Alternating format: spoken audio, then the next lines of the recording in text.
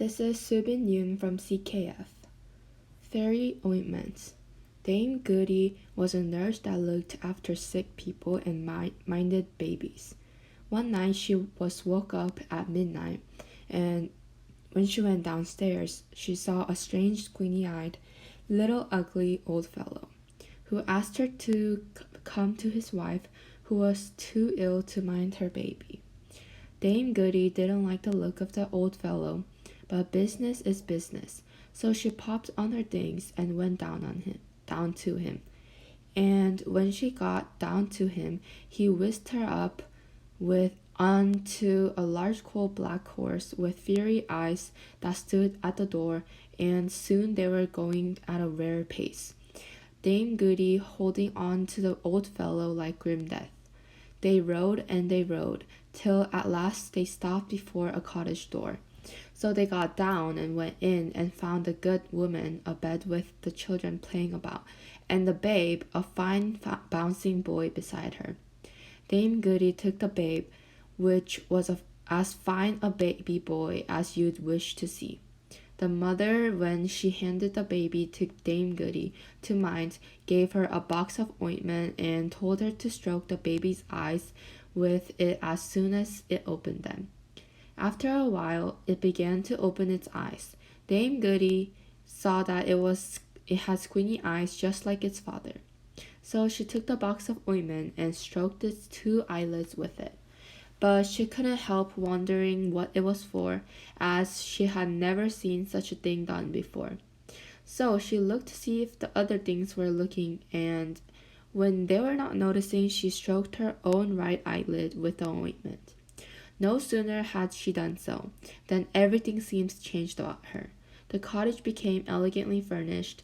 The mother in the bed was a beautiful lady dressed up in white silk. The little baby was still more beautiful than before, and its clothes were made of a sort of silvery gauze. Its little brothers and sisters around the bed were flat-nosed imps with pointed ears, who made faces at one another, and scratched their poles. Sometimes they would pull the sick lady's ears with their long and hairy paws. In fact, they were up to all kinds of mischiefs, and Dame Goody asked the old fellow to take her back home. So he came round to the door with the coal black horse with eyes of fire, and off they went as fast as before, or perhaps a little faster, till they came to Dame Goody's cottage, where the squinty-eyed old fellow lifted her down and left her, thanking her civilly enough and paying her more than she had ever been paid before for such service. Now, next day happened to be market day, and as Dame Goody has been away from home, she wanted many things in the house, and trudged off to get them at the market.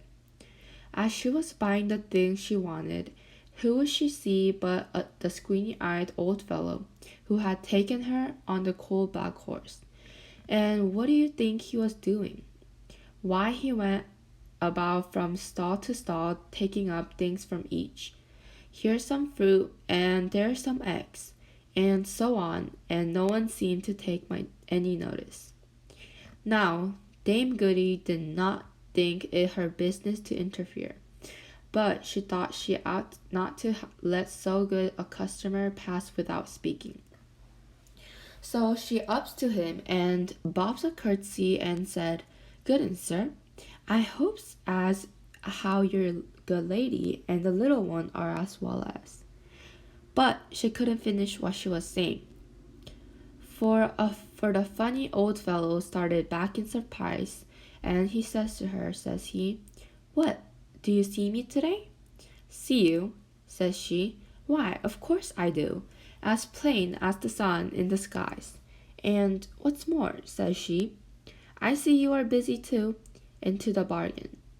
"Ah, you see too much," said he. "Now, pray, which eye do you see all this?" "With my right eye, to be sure," said she, as proud as can be to find him out. The ointment, cried the old pixie thief. Take that for meddling with what don't concern you. You shall see me no more.